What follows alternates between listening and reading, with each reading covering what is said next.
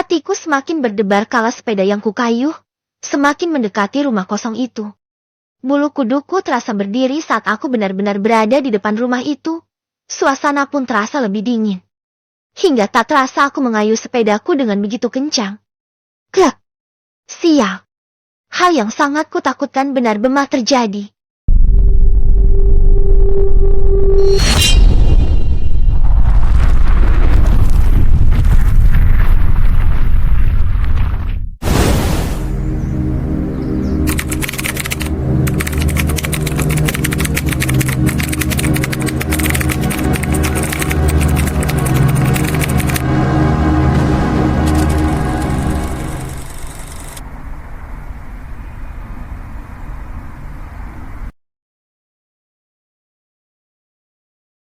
Jangan keluar maghrib.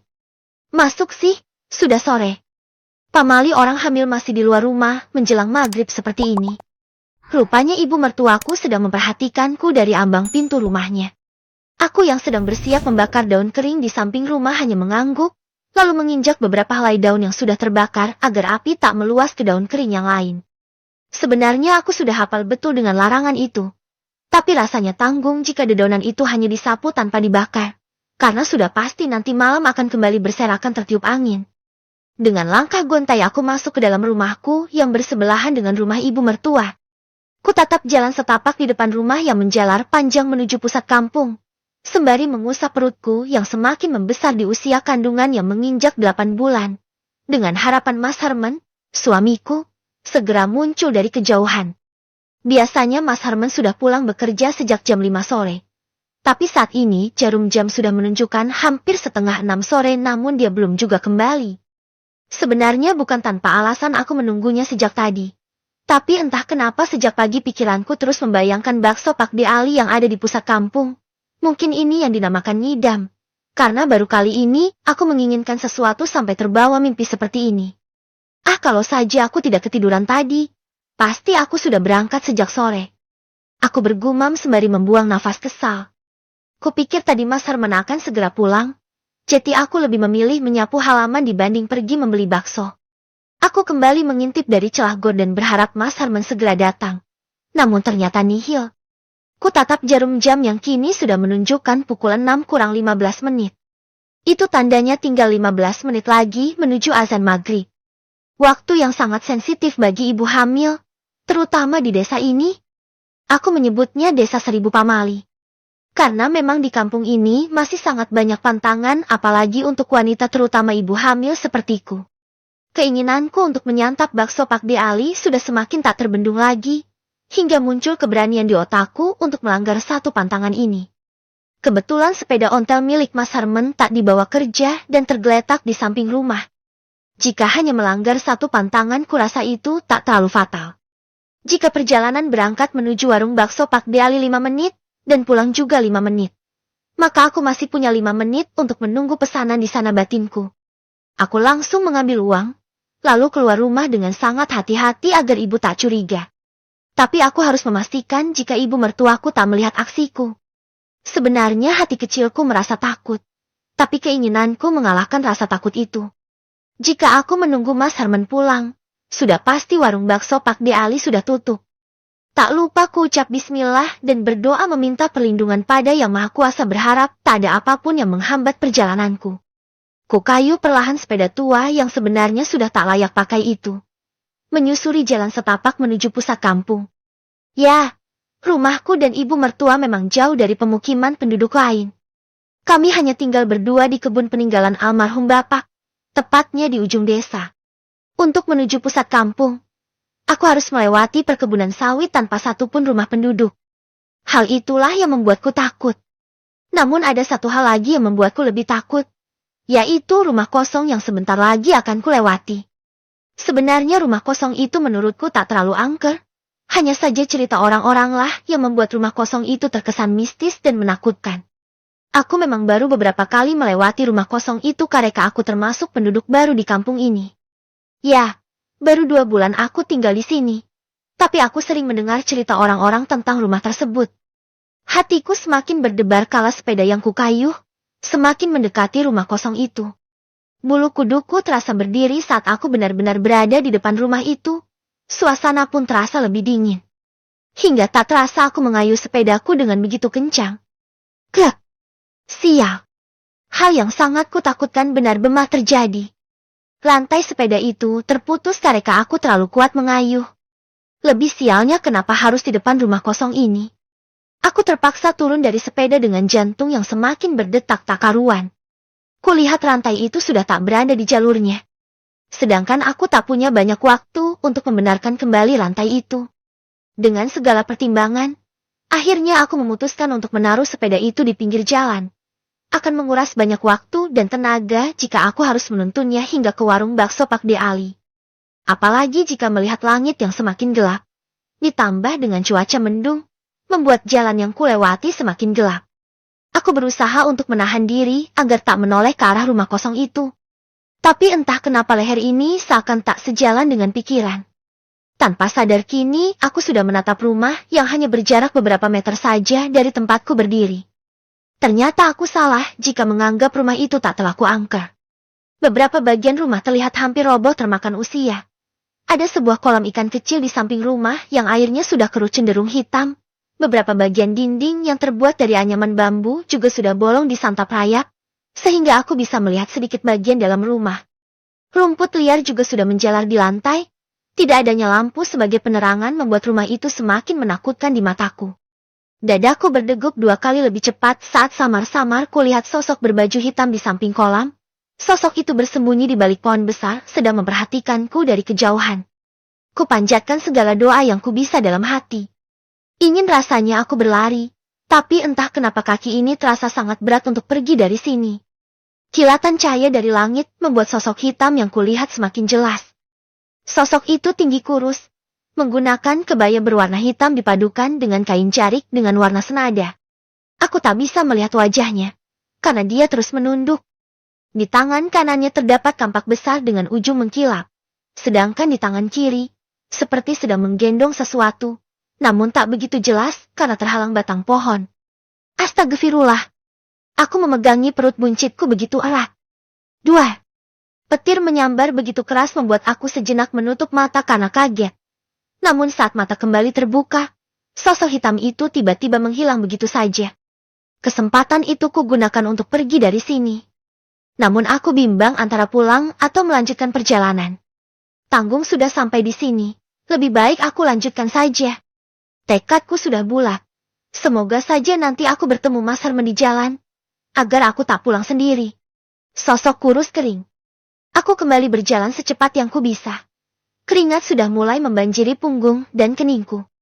Seiring usia kandungan yang semakin membesar, aku jadi lebih cepat lelah dan sesak.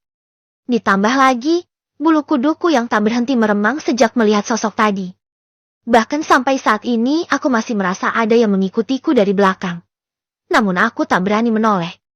Untaian doa tak berhenti kuucapkan sembari memegang perut. Hari semakin gelap. Diiringi petir dan kilatan cahaya pertanda hujan tak lama lagi akan turun mengguyur bumi. Suara jangkrik dan kawanannya terus bernyanyi dari kanan dan kiri jalan seakan meledekku yang kini pucat pasi ketakutan. Secercah harapan mulai terasa saat kelap-kelip lampu rumah warga mulai terlihat dari kejauhan.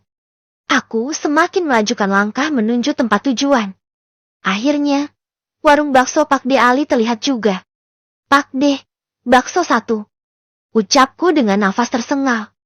Aku duduk di kursi pelanggan sembari menyeka keringat yang sejak tadi tak kunjung mengering. Pak De Ali terlihat sangat terkejut saat mengetahui jika akulah yang datang. Ya Allah Asih. Kenapa keluar maghrib-maghrib seperti ini, Pak Mali? Kan kamu sedang mengandung. Ucapnya dengan wajah tegang. Asih ngidam bakso Pak De Ali sejak pagi. Balasku dengan wajah tertunduk. Karena aku tahu betul apa yang kulakukan ini sangat fatal di desa ini. Setiap daerah pasti memiliki aturan masing-masing. Kenapa tidak suruh Herman saja? Ungkapnya lagi dengan nada yang masih terdengar sedikit marah. Mas Herman belum pulang Pak De. Kalau Yudarmi tahu kamu keluar maghrib-maghrib seperti ini, dia bisa marah besar. Pak De Ali menekan setiap kalimatnya. Aku hanya menunduk dan tak berani menimpali perkataannya. Dia menarik nafas kasar, kemudian berlalu menuju gerobak bakso untuk meracik pesananku. Tak perlu waktu lama dia kembali dengan sekantong bakso di tangannya. Tunggu saja dulu di sini sampai waktu Isya. Nanti setelah tutup Pak diantarkan pulang. Tidak baik jika sekarang kamu pulang sendirian. Apalagi maghrib-maghrib seperti ini. Ucap Pak De Ali dengan memohon. Kulirik jam dinding yang tergantung di dinding warung. Jarum jam sudah menunjukkan pukul 6 kurang 5 menit. Itu artinya aku masih punya waktu 5 menit lagi untuk pulang. Asih pulang saja Pak De. Masih 5 menit lagi menuju azan maghrib. Jawabku sembari memberikan uang pecahan 10.000 pada laki-laki parubaya di hadapanku itu. Gegasku sambar sekantong bakso yang sudah tergeletak di meja tempatku duduk. Jangan sih bahaya. Yang dimaksud jangan keluar maghrib itu bukan berarti pas azan maghrib saja. Tapi sebelum dan sesudahnya. Seperti sekarang ini. Ini sudah masuk waktu maghrib. Apalagi jalan menuju rumahmu itu harus melewati rumah kosong itu. Rumah itu berbahaya untuk orang yang sedang mengandung sepertimu sih. Ucapnya sembari menghalangi jalanku. Tapi Pak De, jika Asi menunggu hingga waktu Isya, takutnya ibu atau Mas Herman cemas mencari Asi. Nanti biar Pak De yang jelaskan pada Herman dan Yudarmi. Ucapnya dengan penuh keyakinan. Tapi jujur saja aku masih tak setuju dengan pendapatnya. Jika Pak De Ali terus menahanku seperti ini, sudah pasti aku terlambat pulang dan berakhir dimarahi oleh Mas Herman dan ibu. Bakso satu Pak De. Ucap seorang laki-laki yang tak ku kenal. Iya sebentar. Sih, sekarang kamu duduk dulu di sini, jangan kemana-mana. Pesan Pak De Ali sebelum dia meracik pesanan laki-laki tersebut. Aku hanya mengangguk mengiyakan. Tapi setelah aku lepas dari pandangannya, aku langsung berlari sekuat yang ku bisa. Aku tak ingin membuang-buang waktu lagi. Terdengar panggilan Pak De Ali dari warungnya, tapi tak ku hiraukan. Rasanya aku lebih takut dengan omelan ibu mertua dibanding dengan pamali yang sedang kulanggar. Rintik hujan mulai terasa membasahi rambut dan bajuku. Sepertinya ini aba-aba jika hujan deras memang akan segera datang. Aku berhenti dengan nafas tersengal. Jarakku berdiri hanya 100 meter dari rumah kosong itu. Aku mengatur nafas untuk kembali berlari. Sih! Terdengar suara laki-laki yang selalu kudengar setiap hari. Hatiku yang semula sesak, langsung terasa plong begitu mendengar suara Mas Herman. Walaupun aku pasti akan dimarahinya nanti, tapi setidaknya aku memiliki teman untuk melewati rumah kosong itu. Mas! Jawabku sembari menoleh. Ya, dia benar-benar Mas Herman, aku memekik kegirangan. Kenapa kamu keluar maghrib-maghrib seperti ini? Mas Herman melajukan langkahnya ke arahku. Asi ngidam bakso Pak De Ali Mas. Tapi Mas tak kunjung pulang kerja, jadi Asi beli sendiri. Jawabku dengan lirih. Seperti halnya dengan Pak De Ali, Mas Herman juga terlihat tegang lalu membuang nafas kesal. Ya sudah sekarang kita pulang. Tidak baik waktu seperti ini untuk ibu hamil seperti kamu. Iya Mas, syukurlah Mas Herman tak marah. Padahal dia biasanya sangat bawel walaupun dengan hal-hal kecil. Baru beberapa langkah berjalan, terdengar suara beduk yang dipukul dari masjid kemudian diiringi oleh suara azan yang berkumandang. Aku memegangi perutku saat kami benar-benar berada di depan rumah kosong itu. Tak lupa ku pegang dengan erat tangan Mas Herman untuk mengurai rasa takutku. Wush! Angin kencang-kencang yang terasa sangat dingin menerpa kulit. Diiringi hujan yang begitu deras mengguyur bumi. Mau kemana Mas? Tanyaku saat tangan yang dipegang Mas Herman ditarik menuju rumah kosong itu. Kamu gak lihat hujan deras begini? Kita berteduh dulu di sini sebentar. Nanti kamu sakit kalau kita maksa pulang. Jawab Mas Herman dengan sebelah tangan yang memayungi wajahnya. Tapi Mas, ini rumah kosong. Tak apakan ada Mas, kamu gak sendiri. Jawabnya dengan santai. Kami berdiri tepat di depan pintu rumah kosong ini. Mataku mulai menyisir ke sekeliling. Pikiranku kembali melayang pada sosok wanita berkebaya hitam yang kulihat tadi. Tapi saat ini ada Mas Herman, jadi aku merasa terlindungi. Aku melepaskan peganganku pada Mas Herman karena ingin melipat tangan untuk menghalau rasa dingin. Mukanya semakin reda. Hujan malam semakin deras diiringi petir dan angin yang begitu kencang. Membuat badan kami terciprat air hujan walau sedang berteduh. Mas Herman mengajakku untuk mundur dan semakin mendekati pintu agar kami tak terkena cipratan hujan. Walaupun takut, aku tetap mengikuti sarannya. Hari sudah berganti malam, hanya cahaya bulan yang tertutup awan yang menjadi sumber penerangan kami. Wes, angin kencang kembali datang. Apa tidak sebaiknya kita pulang saja, Mas? Sepertinya bahaya jika kita bertahan di sini. Takutnya rumah ini roboh tertiup angin. Ucapku pada Mas Herman tanpa menoleh ke arahnya. Lama tak ada jawaban. Kukira Mas Herman tak mendengar ucapanku karena bising dengan suara angin dan rintik hujan. Namun saat ku menoleh, betapa terkejutnya aku saat mendapati Mas Herman sudah tak ada di sampingku lagi. Mas, kamu di mana? Dadaku kembali berdegup kencang. Kulihat di sekeliling rumah kosong ini, namun tak ada siapapun. Entah sudah berapa kali aku memanggil Mas Herman, tapi dia tak kunjung kembali. Apa dia meninggalkan aku? Brak! Tiba-tiba pintu rumah kosong itu terbuka lebar tertiup angin. Tepat di depan mataku, aku melihat wanita kurus menggantung dengan tali yang melingkar lehernya. Kakiku lemas bukan main. Sekantong bakso yang sejak tadi kupegang erat terjatuh karena tanganku tak sanggup menahannya. Suaraku seakan tercekat di tenggorokan dengan dada turun naik. Ya Tuhan, kemana Mas Herman sebenarnya? Kepala wanita itu yang semula menunduk tiba-tiba terangkat, membuat tatapan kami bertemu. Wajahnya hitam dengan belatung yang memenuhi setiap inci wajah. Dadaku sesak sekali. Kakiku sangat berat untuk kuajak menjauh dari tempat ini. Aku hanya bisa berdiam diri dengan tatapan yang tak bisa kupalingkan sama sekali. Aku seperti dipaksa untuk menonton kejadian ini. Dia menyeringai dengan bola mata yang perlahan berubah menjadi warna putih seluruhnya. Brak! Tali pengikat leher itu tiba-tiba terputus. Hihihihihihihi.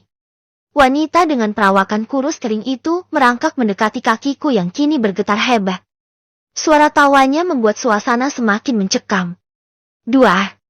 Suara petir akhirnya membuatku kembali tersadar dan bisa menggerakkan kaki ini kembali. Aku mulai berjalan cepat menuju jalan setapak. Sudah tak kupedulikan lagi di mana keberadaan Mas Herman. Bahkan sekantong bakso yang sejak tadi aku idam-idamkan kini tak lagi kupedulikan. Yang kupikirkan saat ini hanya menjauh dari rumah itu dan terbebas dari kejaran wanita kurus kering yang mengerikan.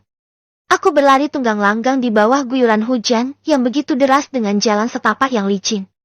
Tak lupa ku pegang erat-erat perut buncit yang kini terasa kencang dan sakit. Setiap kali aku menoleh ke belakang, wanita itu selalu berada tak jauh di belakangku. Padahal jelas-jelas dia berdiam diri tanpa merangkak atau berlari sedikit pun. Entah kenapa rasanya rumahku tak kunjung terlihat padahal aku sudah berlari sekencang yang ku bisa. Tolong! Tolong! Tolong! Aku berteriak histeris, berharap ada seseorang yang bisa ku mintai pertolongan. Walaupun ku sadar jika aku berada di hutan yang jauh dari pemukiman warga. Brak! Kakiku tak sengaja terpeleset akar pohon hingga aku jatuh tersungkur. Kulihat wanita itu berada di belakangku sembari menyeringai. Pergi. Pergi kamu. Biarkan saya pulang. Hihihihihi. Lagi-lagi dia tertawa membuatku semakin histeris. Dia merangkak mendekat. Tak ingin kalah. Aku pun ikut merangkak menjauhinya. Tolong. Siapapun tolong saya. Ses. Dia berhasil memegang sebelah kakiku dengan tangan hitam dan dinginnya. Ditandai hantu Swarni. Samar-samar aku merasakan nyeri pada kaki sebelah kiriku, sebelum akhirnya menjadi amat sangat sakit saat kesadaranku mulai kembali. Aku juga merasakan tidak enak pada perutku, seperti linu. Tapi aku tak pernah merasakan hal seperti ini sebelumnya. Namun aku bisa bernafas lega kalau aku sadari saat ini aku sudah bukan berada di hutan lagi, melainkan di kamarku sendiri. Entah apa yang terjadi setelah makhluk tinggi kurus itu berhasil menangkap kakiku. Entah. Kulihat ibu mertua sedang duduk tak jauh dari tempat aku berbaring dengan wajah cemas. Sepertinya dia belum menyadari jika aku sudah bangun. Entah apa yang harus kujelaskan padanya nanti. Tapi tak kutemukan sosok Mas Herman sejak tadi. Kemana dia sebenarnya? Kenapa begitu misterius sejak tadi? Ku coba menahan rasa sakit dengan sekuat tenaga saat ku dengar suara ketukan dari depan pintu. Ibu yang masih belum menyadari jika aku sudah bangun, langsung berlari menghampiri pintu, lalu membukanya. Ayo masuk, Mbah. Di mana menantumu? Terdengar suara perempuan tua dari depan. Sepertinya yang dia maksud adalah aku. Di kamarnya, Mbah.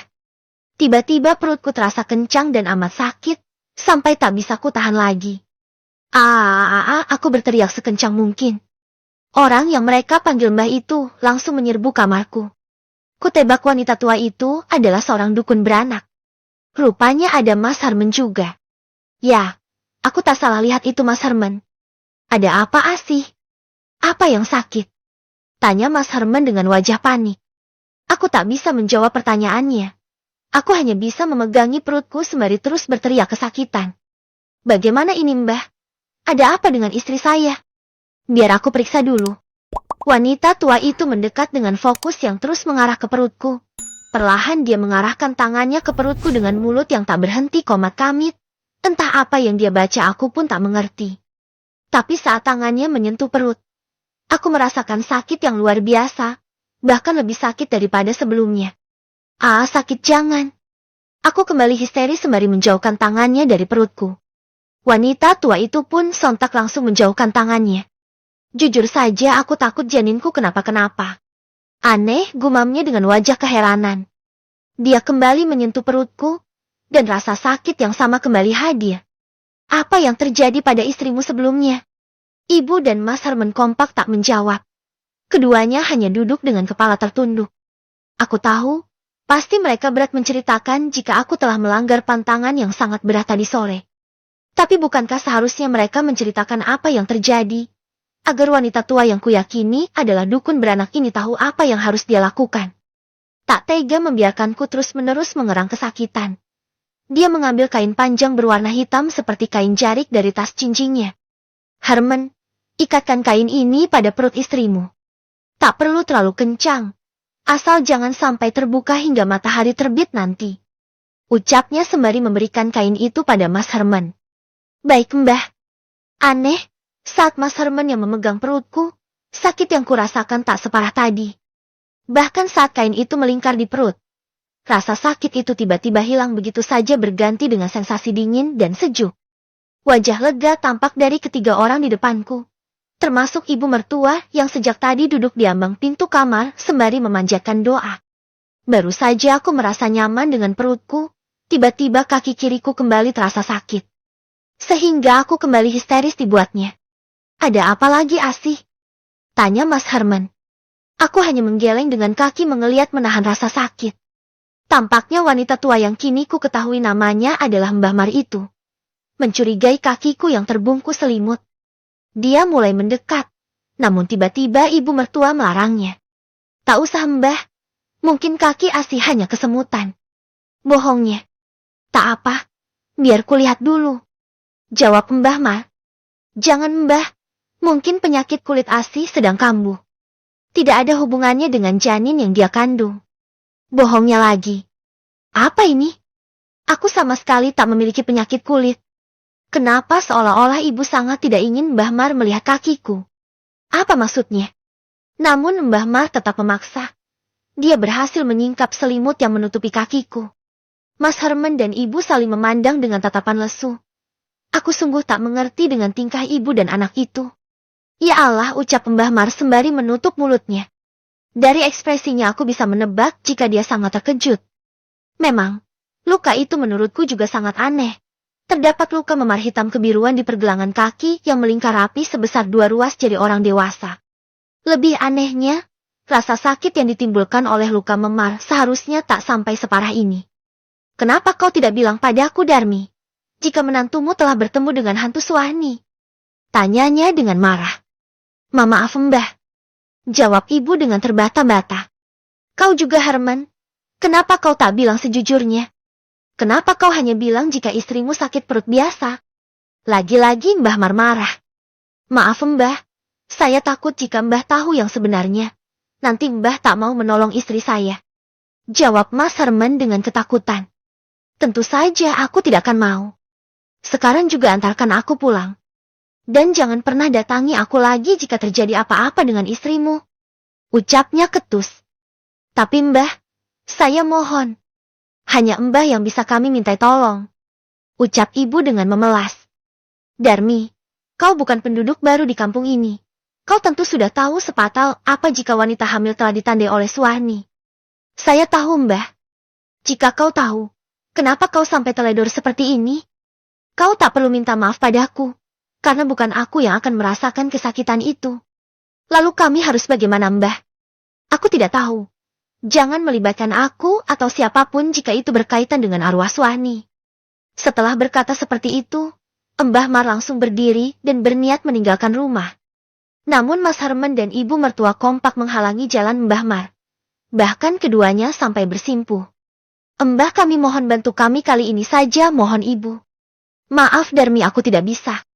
Lalu kemana kamu harus mencari pertolongan jika bukan pada Mbah Mar? Kali ini Mas Herman yang angkat bicara. Kenapa mereka tak membawaku ke rumah sakit saja? Kenapa harus pada Mbah Mar? Mbah Mar menarik nafas panjang lalu melepaskan pegangan mereka. Tumbuk 3 ruas bawang putih dan 1 ruas bangle. Lalu kau sebarkan di setiap juru kamar ini. Semoga itu bisa membantu untuk sementara. Sekarang antarkan aku pulang. Siapkan obor dan pastikan kau mengisi minyaknya hingga penuh. Jangan sampai obor itu padam sebelum kau sampai ke rumah, atau kau tahu akibatnya. Baik Mbah. Sepertinya Mbah Mar benar-benar marah kali ini. Mas Herman langsung keluar kamar mengikuti Mbah Mar. Sedangkan ibu pergi ke dapur untuk melaksanakan perintah Mbah Mar. Tak berselang lama mereka berdua pergi, menerjang kegelapan malam. Entah sudah pukul berapa saat ini. Yang pasti koko ayah belum terdengar. Itu berarti waktu masih tengah malam. Sedangkan aku masih berbaring dengan rasa sakit dan juga gelisah. Aku takut terjadi apa-apa dengan bayi dalam kandunganku. Menyesal? Sudah pasti. Kalau tahu akibatnya akan seperti ini sudah pasti aku lebih baik tak makan bakso hingga tahun depan. Ibu datang dengan membawa tumbukan bawang putih dan bangle di atas piring kecil. Dari raut wajahnya aku tahu jika ibu sedang marah padaku. Bagaimana ini? Ada apa dengan Herman? Setelah tumbukan bawang putih dan bangle sudah tersebar di 4 juru kamar ini, ibu duduk di sampingku dengan wajah datar. Sekarang ceritakan pada ibu apa yang sebenarnya kamu lakukan di rumah kosong itu malam-malam seperti ini. Tanya ibu dengan nada datar. Kenapa ibu tidak tanyakan pada Mas Herman? Herman? Apa maksudmu? Ibu yang sejak tadi membuang muka, langsung menoleh kepadaku. Iya Bu, aku pergi membeli bakso Pak De Ali sebelum maghrib. Lalu saat pulang aku bertemu Mas Herman di jalan. Dan dia yang mengajakku untuk berteduh di rumah kosong itu karena hujan sangat deras. Asi menceritakan semuanya tanpa ada yang terlewat. Jangan mengada-ngada sih. Herman sudah sampai ke rumah sebelum hujan turun. Bagai tersambar petir aku mendengar kalimat ibu barusan. Jelas-jelas itu Mas Herman. Aku masih ingat betul saat kami berpegangan tangan dan berbelok ke rumah itu. Dan tidak ada yang aneh sedikit pun kala itu. Betul Bu, Asi tidak bohong. Mas Herman sendiri yang menarik tangan Asi untuk berteduh di rumah kosong itu. Aku tetap kekeh dengan keteranganku, begitupun dengan ibu. Ibu selalu katakan jika pamali keluar maghrib untuk perempuan, terutama ibu hamil seperti kamu. Kenapa kamu tidak mau dengar kata-kata ibu? Ibu menekankan setiap kalimat yang dia ucapkan. Maaf Bu, Asi salah. Jawabku lirih. Mungkin yang mengajakmu ke rumah itu bukan Herman yang asli. Maksud ibu? Waktu maghrib itu waktunya setan berkeliaran. Siang untuk kita sedangkan malam untuk mereka. Sedikit banyak aku mengerti makna kalimat tersebut. Bu, panggilku. Dia tak menjawab. Tapi aku yakin dia mendengar panggilanku. Apa ini sangat fatal? Pertanyaan konyol memang. Dia hanya menghembuskan nafas kasar lalu menunduk lesu. Serak-serak. Terdengar seperti suara orang yang sedang menyeret ranting kering di dinding kamar bagian luar. Kebetulan rumahku hanya berdindingkan anyaman bambu. Ibu langsung mendekat ke arahku dengan mata yang terus mengawasi jendela. Ibu, suara apa itu? Rasa sakit pada perut dan kakiku seketika hilang dan berganti dengan rasa takut. Suwut, ibu menempelkan telunjuknya di depan bibir untuk menyuruhku diam. Dia merangkak dengan sangat pelan mendekati jendela kamar. Kemudian mengintip dari jendela untuk memastikan. Serak-serak. Aku tidak tahu apa yang terjadi di luar. Yang pasti ibu kembali dengan wajah pucat pasi, lalu memelukku erat-erat. Ada apa ibu? Ucapku berbisik. Suwani. Jawabnya tak kalah berbisik. Yang ku tahu, Suwani adalah penghuni rumah kosong semalam. Selain itu Mbah Mar juga berkali-kali menyebut nama itu. Itu artinya dia masih mengikutiku sampai ke rumah. Bagaimana ini, Bu? Ibu hanya menggeleng lemah dengan wajah ketakutan. Berdoalah. Hanya itu yang kita bisa lakukan saat ini. Kami berdoa sebisa masing-masing. Tak lupa ku pegang erat perutku. Kuharap dia hanya mengincarku. Jangan sampai hantu Suwani juga mengincar bayi dalam kandunganku juga. Hihihihihihihi. Ya, suara itu. Itu memang suara wanita kurus kering di rumah kosong itu. Ibu semakin mengeratkan pelukannya sembari tak henti-hentinya membaca ayat kursi. Mas Herman. Kenapa dia belum juga kembali? Mas Herman, Bu. Ibu memejamkan matanya sesaat sebelum akhirnya air matanya luruh. Ya Allah. Lindungilah anak dan menantuku. Jangan kau ambil seperti yang sudah-sudah. Tinggal dia satu-satunya yang tersisa. Ucapnya dengan sangat lirih. Namun aku masih bisa mendengarnya. Suwarni rupanya masih terus meneror kami. Kini dia bukan hanya menggebrak dinding kamar, tapi juga pintu depan dan dapur sembari terus mengitari rumah.